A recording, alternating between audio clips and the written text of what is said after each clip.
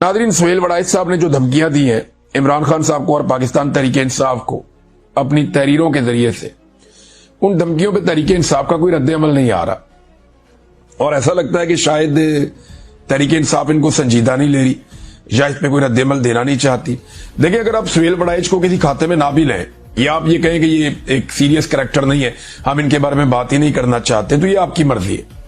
लेकिन देखिए, सुहेल वड़ाइच ने जिनसे मुलाकात की वो तो पाकिस्तान के आर्मी चीफ हैं, वो तो पाकिस्तान के फील्ड मार्शल हैं और इस वक्त मुल्क के स्याह और सफेद के मालिक हैं। बल्कि हमेशा से ये फौजी सरबराह जो है वही पाकिस्तान के स्याह और सफेद के मालिक रहते हैं।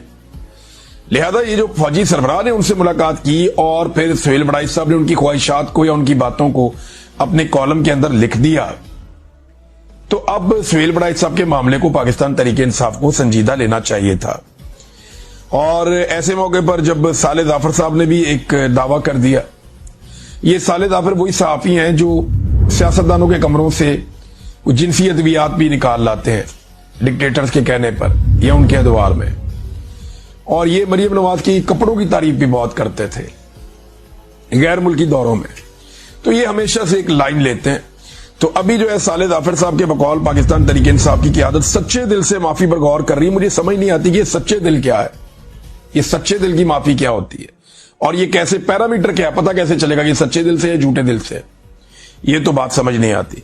लेकिन तीन चीजें जो है ना वो सुहेल वड़ाइच साहब के कॉलम से निकलती हैं या उनकी तहरीरों से निकलती हैं जिन्हें पाकिस्तान तहरीक इंसाफ को संजीदा लेना चाहिए, क्योंकि उन्होंने फील्ड मार्शल से मुलाकात की बाकायदा यूरोप जाके, ब्रसल्स में। अब बल्कि तस्वीर भी उन्होंने जारी की है, वहां जाके मुलाकात की। उसके बाद उन्होंने ऐसी बातें की जिन पे पाकिस्तान तहरीक इंसाफ को नोटिस लेके बात करनी चाहिए। नंबर एक, ये जान से मारने की धमकियां हैं। इसमें जुल्फिकार अली भुट्टो का जिक्र है, तारा मसीह का जिक्र है जिसने फांसी दी थी, या कोई सानिया हो जाएगा इसका जिक्र है। तो ये एक तरह की धमकियां हैं। एक तो धमकियां दी जा रही हैं और बहुत सारे जो जर्नलिस्ट हैं वो ये कह रहे हैं कि जो पुराने टाउट्स हैं शायद वो कामयाब नहीं हुए, तो अब सुहेल वड़ाइच जैसे सीनियर आदमी को एक मौका दिया गया है कि आप डराएं और धमकाएं, शायद ये फॉर्मूला काम कर जाए। दूसरा, आसिम मुनीर साहब से मुलाकात के बाद कहा गया जो भी उनकी तरफ से कहा गया, उससे पहले उन्होंने जो बातें की वो थोड़ी मुख्तलिफ थी। लेकिन ये जो जान से मारने की धमकियां ये आर्मी चीफ से मुलाकात के बाद है, तो तहरीक इंसाफ को संजीदा लेना चाहिए। और तीसरा, देखिए, उन्होंने ये भी कहा कि मईशत में, खारजा और दाखिली मामलात में आर्मी चीफ की बदतरीन जो है वो एक इन्वॉल्वमेंट है। ये भी उन्होंने अपने कॉलम्स के जरिए से एतराफ किया। लिहाजा पाकिस्तान तहरीक इंसाफ को इसके ऊपर बात जरूर करनी चाहिए थी। लेकिन अब आप हर लिहाज से बात कर सकते हैं कि आर्मी चीफ को ये आईनी तौर पे इख्तियार नहीं है कि वो मईशत पे बात करें, वो बात करें खारजी मामलात पे या दाखिली मामलात पे। उनकी ये डोमेन नहीं है, ये सियासतदानों की है। और अगर वो ये कर रहे हैं तो इस पे अपोजिशन ही तनकीद करेगी ना, तो अपोजिशन इस पे बात ही नहीं करती। और मैं हैरान हूं पाकिस्तान के उलमा इकराम पे, यानी मौलवी हजरात से मेरा ये सवाल है कि मौलवी साहिबान, यानी आपको होश नहीं आ रही? सुहेल वड़ाइच साहब ने अपने कॉलम में लिखकर बताया हर छोटी छोटी चीज पे आप जाग जाते हैं, इद्दत वाले केस पे आपको होश नहीं आती। पाकिस्तान के मौलवियों को छोटी छोटी चीजों के ऊपर आप उछलना शुरू हो जाते हैं। अब मुझे ये बताएं कि अल्लाह ताला ने फरिश्तों को कहा कि आदम अलैहिस्सलाम को सजदा करो, और पाकिस्तान की एस्टेब्लिशमेंट ने इमरान खान को कहा कि माफी मांग लो। अब ये मिसाल देने का तुक क्या है? यानी क्या पाकिस्तान की एस्टेब्लिशमेंट खुद को खुदा समझना शुरू हो गई है और इमरान खान को इबलीस साबित करने के लिए ये अब कुरान पाक का ये वाला हवाला पेश करेंगे? और जिन लोगों ने माफी मांग ली, क्या वो सारे फरिश्ते साबित हो गए हैं? यानी जरदारी और नवाज शरीफ, क्योंकि इन्होंने माफिया मांग के बूट पॉलिश किए हुए हैं, तो क्या ये फरिश्ते हैं अब? तो एस्टेब्लिशमेंट खुद को खुदा क्लेम कर रही है। इसके ऊपर कोई पाकिस्तान के मौलवियों ने बात की? बिल्कुल खामोश है, कोई बात ही नहीं करता। हाँ, ये जरूर है कि फजलुर रहमान साहब की जमात के कुछ लोगों को बड़ा गुस्सा है इस्लामाबाद में मसाजिद के मामले को लेकर, क्योंकि ये ज्यादातर मसाजिद जो है वो ज़िया-उल-हक साहब के दौर में बनी है और फजलुर रहमान साहब की जमात और उनके फिरके से मुताल्लिक है। तो ये उनकी एक स्ट्रेंथ है कि इन मसाजिद में, इन मदारिस में वो बच्चे हैं जो उनके एहतजाज वगैरह में भी आते हैं और वो उनकी एक वाबस्तगी भी है इन मदारिस और मसाजिद के साथ, एक दिली वाबस्तगी भी हो जाती है ना। तो हाफिज अब्दुल्ला साहब ने कहा जी कि आर्मी चीफ भी हाफिज कुरान है, मैं भी हाफिज कुरान हूं, तो आए कुरान पाक सामने रख के बात कर लेते हैं। कि कोर कमांडर हाउस पर एहतजाज और तोड़फोड़ ज्यादा बड़ा जुर्म था या इस्लामाबाद में एक पुरानी मस्जिद को गिराना ज्यादा बड़ा जुर्म था।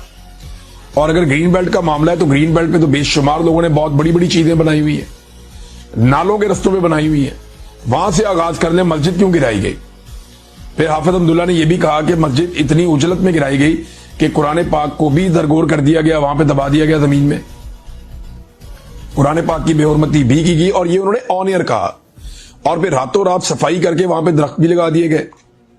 अब आप नाज़रीन अंदाजा कीजिए कि जो इतनी ताकत रखता है वजीर दाखिला या इतनी कुदरत रखता है या चीजों को ऐसे कंट्रोल करता है कि रातों रात मस्जिद और मदरसा हटा के वहां पे सीधा मैदान बना के वहां पे रातों रात दरख्त लगा के वो साबित कर देता है कि यहां तो कुछ था ही नहीं। तो जब 26 नवंबर 2024 को इस्लामाबाद डी चौक में गोली चली और वहां पे लाशें पड़ी थी, तो इनके लिए फिर लाशें गायब करना और उस जगह को साफ करना, धोना और पहले जैसा बना देना कौन सा मुश्किल था। वो ये भी कर सकते हैं, जो ये कर सकते हैं इतना बड़ा काम, तो वो काम भी इनके लिए कोई मसला नहीं था। उठाओ और गायब कर दो, हर चीज साफ कर दो। लिहाजा ये फजलुर रहमान साहब की पार्टी इसके ऊपर थोड़ी सी गुस्से में है, लेकिन मौलवी हजरात जो आर्मी चीफ से मंसूब एक चीज सोहेल वड़ाई साहब ने की है उसके ऊपर अभी तक बात नहीं कर रहे। हम इंतजार करेंगे कि कौन से मौलवी इसके ऊपर बात करते हैं। नाज़रीन, इमरान खान साहब तो डील नहीं कर रहे। ये जो ख्वाहिश है ना माफी की, ये बहुत पुरानी है, बहुत पुरानी है। एस्टेब्लिशमेंट हमेशा से चाहती है कि सारे उनसे माफी मांगे। जब अभी मेरी आज बात हो रही थी हैदर मजीद से, ये इमरान खान साहब के साथियों में से एक है, ISF के भी रहे, वकला तंजीमों के भी रहे, और ये हसन न्याजी के साथ ये गिरफ्तार हो गए थे और इन्हें फौजी अदालत में रखा गया था। फौजी कस्टडी में फौजी अदालत ने इनको सजा दी थी और उसके बाद जेल से रिहा होकर आ गए। उन्होंने मुझे चंद बड़ी अजीब चीजें बताई। एक तो उन्होंने बताया जैसे उन पर टॉर्चर किया जाता था, जो मिलिट्री कस्टडी में उनके साथ ज्यादतियां हुई वो उन्होंने मुझे बताई। और फिर उन्होंने मुझे ये बताया कि हमें जब सजा सुनाई गई तो हम जेल में थे। अब सजा सुनाने का तरीका ये था कि हमें बुलाया जाता था, वहां पे वो लोग मौजूद होते थे, मिलिट्री की जो अदालत के लोग हैं वो भी, और साथ में जो जेल का अमला वो भी, और वहां पे एक सिपाही खड़ा हुआ था जो सजा सुना देता था।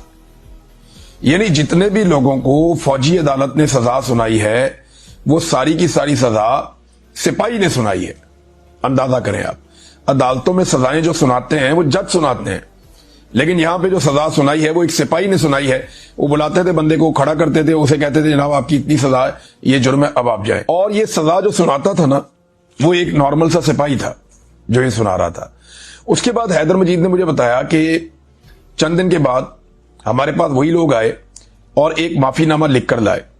उन्होंने कहा जी आप ये माफीनामे पे दस्तखत करें और हम चीफ साहब को ये माफीनामा भेजेंगे तो वो आपकी सजा माफ कर देंगे और आप बाहर आ जाएंगे।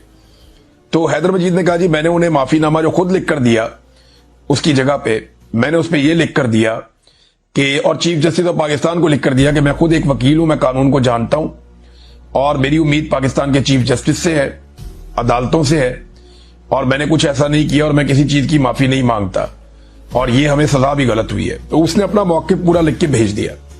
वो मौकिफ आज तक कभी हमारे सामने नहीं आया, लेकिन हैदर मजीद ने मुझे ये बताया। तो माफी मंगवाने का शौक कितना आप देखें कि उधर उनको सजा सुनाई, फिर उनके पास खुद ही कागज लेकर जा रहे हैं कि आप हमसे माफी मांग लें, आपकी बड़ी मेहरबानी हो। जंग के बाद नाजरीन एनर्जी की कीमतें बढ़ रही हैं, लेकिन सबसे ज्यादा एनर्जी की कीमतें जो बढ़ी हैं पूरी दुनिया में वो पाकिस्तान के अंदर बढ़ी हैं।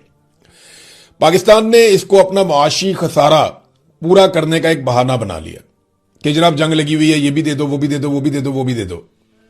तो जंग के बहाने वो अवाम की जेबें काट रहे हैं। दुनिया ने जंग के दौरान अपने अपने शहरियों को सहूलत दी, दुनिया ने रिलीफ दिया अपने शहरियों को, टैक्सेस में कमी की। पाकिस्तान एक ऐसा मुल्क है जिसने जंग के बहाने टैक्सेस को दुगने से ज्यादा कर दिया, और वो सिर्फ इसलिए किया कि ये मौका है लोगों की जेबें काटने का। इकॉनमी तो वैसे भी नहीं चल रही। पाकिस्तान की सरकार के पास, फील्ड मार्शल आसिम मुनीर के पास किसी किस्म का कोई ऐसा मुआशी मंसूबा नहीं है जो पाकिस्तान को मौजूदा बदतरीन मुआशी हालात से निकाल पाए। अब जब वो नहीं निकाल पा रहे तो उनके पास रास्ता क्या है कि बिजली पे पैसे कमाओ, गैस पे पैसे कमाओ, पेट्रोल पे पैसे कमाओ, या लोगों से इतने टैक्सेस ले लो, तनख्वाहदार तबके को कुचल के रख दो, इतने टैक्सेस ले लो कि कुछ ना कुछ करके आप अपना खसारा पूरा करने की कोशिश करें, और बड़े पैमाने पर कर्जे भी ले, जिसका रिकॉर्ड इन्होंने तोड़ दिया। यानी पाकिस्तान ने जब से पाकिस्तान बना तब से लेकर अब तक जितना कर्जा लिया उतना कर्जा फील्ड मार्शल आसिम मुनीर ने आने के बाद ले लिया। यानी ये 4 सालों के अंदर उतना कर्जा पाकिस्तान ले चुका है। ये पाकिस्तान के साथ हुआ।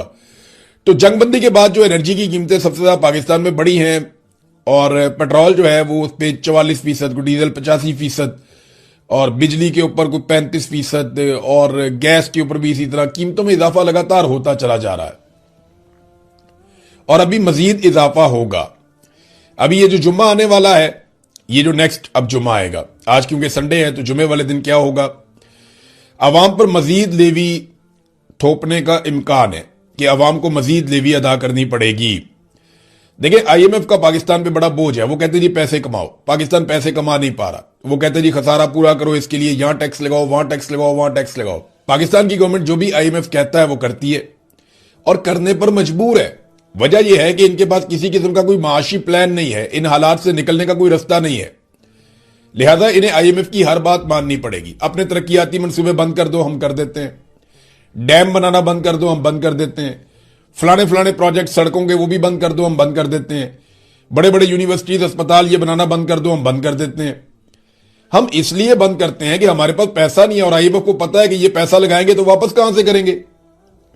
हां, जो चीजें हम बंद नहीं करते वो कौन सी चीजें हैं? हम अय्याशी बंद नहीं करते, बड़ी बड़ी गाड़ियां, बड़े बड़े जहाज, ये चीजें खरीदना हम बंद नहीं करते। कमरुज़्ज़मान कायरा साहब ने एक स्टेटमेंट दिया, ये स्टेटमेंट मैं आपको जरूर सुनाना चाहूंगा। उन्होंने कहा अगर हुकूमत ने पेट्रोलियम लेवी बढ़ाई है, टैक्स बढ़ाकर कीमतों में 60% इजाफा किया है, तो क्या यह पैसा किसी इंडिविजुअल की जेब में गया, किसी एक आदमी की जेब में गया या कौमी खजाने में गया? अगर कौमी खजाने में गया तो वो कौम के ही काम आ रहा है। ये एक अजीब बात बताई कमरुज़्ज़मान कायरा साहब ने कि कौमी खजाने में जाने वाला पैसा कौम के काम आता है। कायरा साहब, कौमी खजाने में जो पैसा जाता है उससे लग्जरी जहाज लिए जाते हैं। कौमी खजाने में जो पैसा जाता है उससे हुक्मरान अय्याशी करते हैं। कौमी खजाने में जो पैसा जाता है उसको अल्ले तलल्लों के लिए इस्तेमाल किया जाता है। कौमी खजाने में जो पैसा जाता है उसमें एमएनएस को स्कीम्स दी जाती हैं जिनमें सब लोग कमीशन खाते हैं। कौमी खजाने में अगर पैसा जमा करना है तो लोगों का सारा को निचोड़ के लाके आप कौमी खजाने में जमा कर लें। आम आदमी को उसमें क्या मिलता है? ना पाकिस्तान में आम आदमी को तहफ्फुज़ मिलता है, ना तालीम मिलती है, ना सेहत मिलती है, ना आम आदमी को पाकिस्तान में बुनियादी जरूरियातें जिंदगी मिलती हैं। तो कौमी खजाना अगर भर रहा है या आप पैसा कौमी खजाने में लेकर जा रहे हैं तो पाकिस्तान में गुर्बत में इजाफा क्यों होता चला जा रहा है? 44.7% पाकिस्तानी डेटा के मुताबिक गुर्बत की लकीर से नीचे जिंदगी गुजार रहे हैं और आप जेबें काटकर कौमी खजाने में पैसा इकट्ठा कर रहे हैं। तो ये जो कौमी खजाने में पैसा जाता है, कायरा साहब को लगता है कि ये कौम के काम आ रहा है। नहीं, ये उन लीडरों के काम आ रहा है जो कौम पर पाकिस्तान की मिलिट्री एस्टेब्लिशमेंट ने मुसल्लत कर दिए हैं। आज सहाफत का आलमी दिन है नादरीन। जिन ममालिक में सहाफत के बदतरीन हालात है ना, उनमें से एक पाकिस्तान भी है। और जो वर्ल्ड डाटा है उसको अगर आप निकाल के पढ़ें तो आपको हैरत होगी कि दुनिया के बहुत सारे ममालिक जो पाकिस्तान से पीछे होने चाहिए वो पाकिस्तान से बेहतर हालत में हैं सहाफत के नुक्ता नजर से।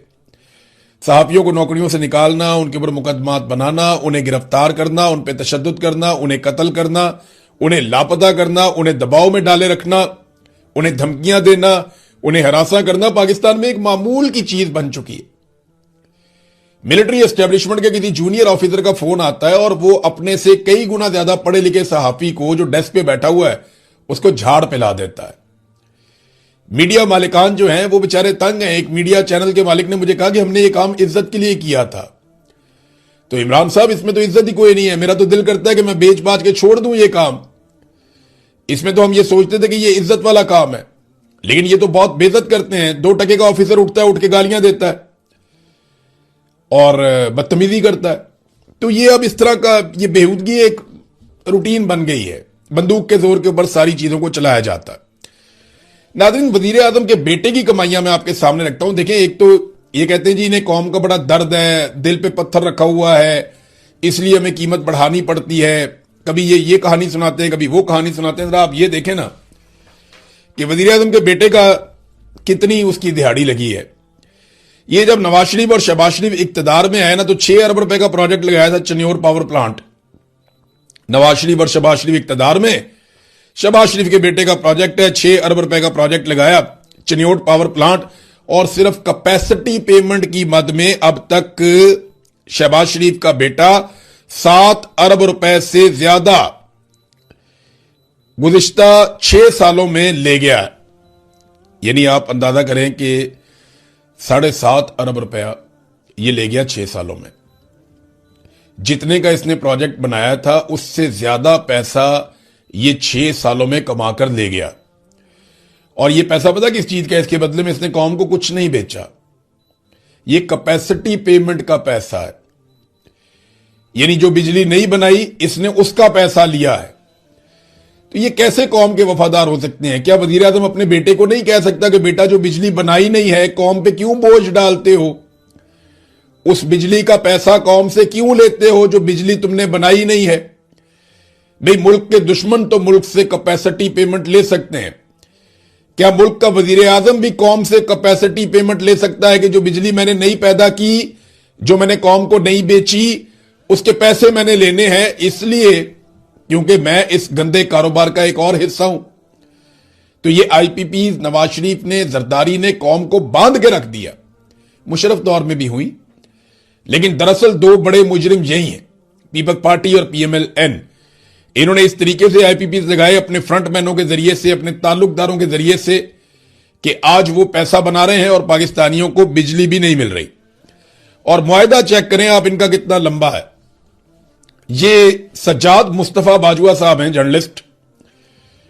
इन्होंने, सज्जाद मुस्तफा बाजुआ साहब ने, फॉर्मर एफआईए ऑफिसर हैं ये, इन्होंने बताया कि चन्योट पावर लिमिटेड की दस्तावेजात इन्होंने शेयर की और बताया कि लाइसेंस 11 जून 2014 को दिया गया और खत्म होगा 30 जून 2045 में। यानी आप 2045 तक शहबाज शरीफ के बेटे को कैपेसिटी पेमेंट देते रहेंगे। यह है जनाब पाकिस्तान में सूरत हाल, मतलब कि 31 साल तक के लिए।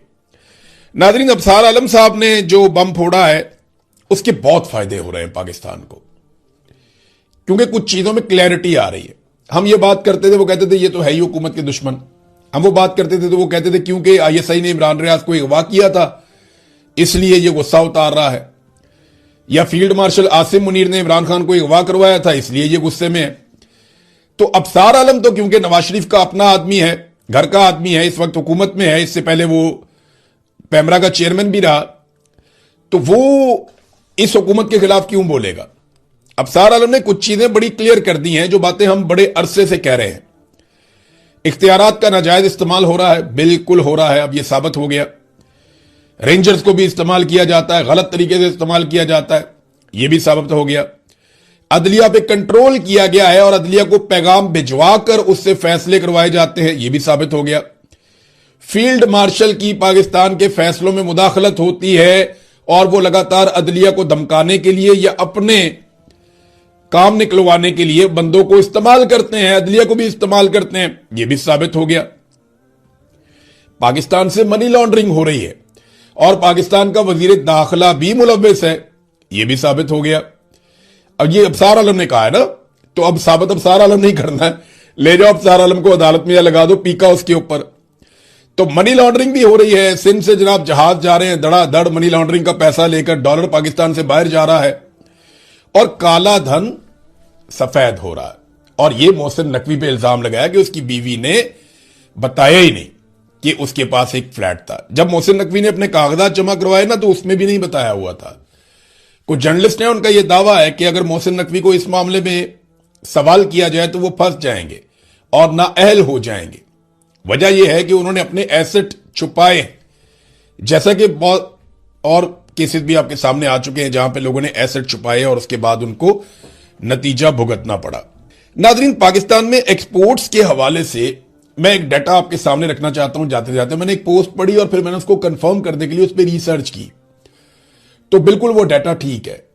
और डाटा यह बताता है कि जब पीपल्स पार्टी का दौरे हुकूमत था तो उस वक्त पाकिस्तान में जो एक्सपोर्ट्स थी वो 31.50 अरब डॉलर थी, यानी 31 अरब 50 करोड़ डॉलर की एक्सपोर्ट्स थी जरदारी साहब जो छोड़कर गए थे।